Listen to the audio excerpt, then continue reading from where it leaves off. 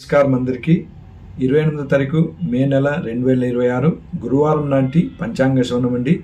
శ్రీ పరాభవనామ సంవత్సరము ఉత్తరాయణము గ్రీష్మ ఋతువు జ్యేష్ఠ అధిక మాసము శుక్లపక్షము.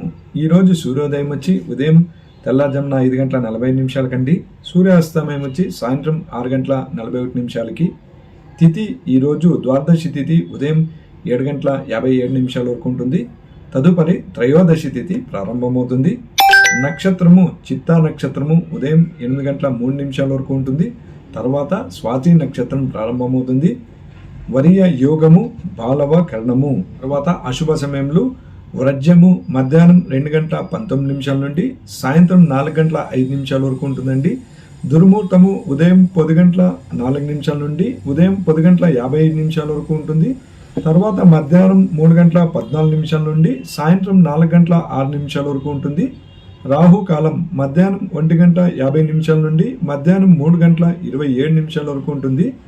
యమగండ కాలం తెల్లారుజామున 5 గంటల 45 నిమిషాల నుండి ఉదయం 7 గంటల 22 నిమిషాల వరకు ఉంటుంది.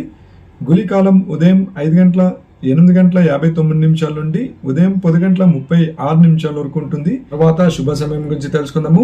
బ్రాహ్మీ ముహూర్తము తెల్లారుజామున 4 గంటల 9 నిమిషాల నుండి తెల్లారుజామున 4 గంటల 57 నిమిషాల వరకు ఉంటుంది.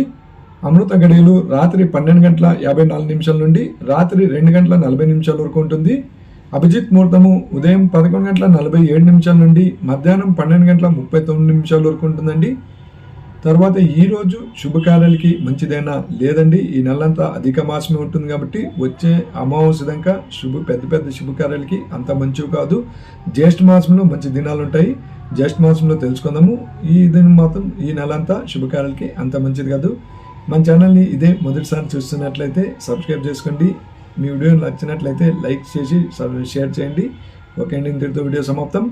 ధన్యవాదాలు.